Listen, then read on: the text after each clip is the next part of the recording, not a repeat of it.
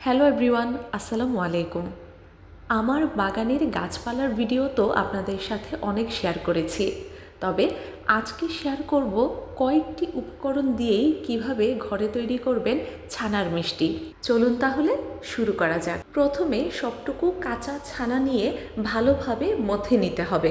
আর দুধ থেকে ছানা পেতে হলে যে পরিমাণ মিষ্টি আপনি বানাবেন সেই পরিমাণ অনুযায়ী দুধ নিয়ে সেটিকে জাল দিয়ে সামান্য পরিমাণ লেবু কিংবা ভিনেগার মিশিয়ে আপনি ছানা তৈরি করে নিতে পারবেন। অনেক সময় দুধ কেটে গিয়ে অটোমেটিক ছানা হয়ে যায়, সেই ছানা দিয়েও আপনি অনায়াসে মিষ্টি তৈরি করতে পারবেন। ছানা তৈরির পর সম্পূর্ণ ছানাটুকু ছেঁকে তুলে নিয়ে পরিষ্কার নরম মসৃণ কাপড় দিয়ে চেপে সম্পূর্ণ পানিটুকু ছানা থেকে ঝরিয়ে নিতে হবে। এরপর ভালোভাবে মথে নিয়ে ছানার একটা ডো তৈরি করতে হবে।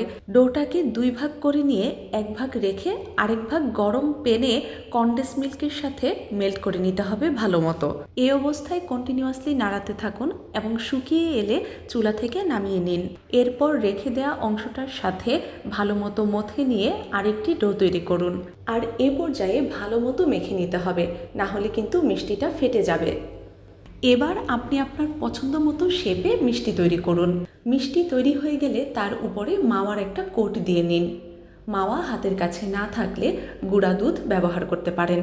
আর দেখতেই পাচ্ছেন আমার ছানার মিশ্রণটা কত সুন্দর রেডি হয়েছে, আর মিষ্টিগুলো দেখতে একদম পারফেক্ট শেপ হয়েছে।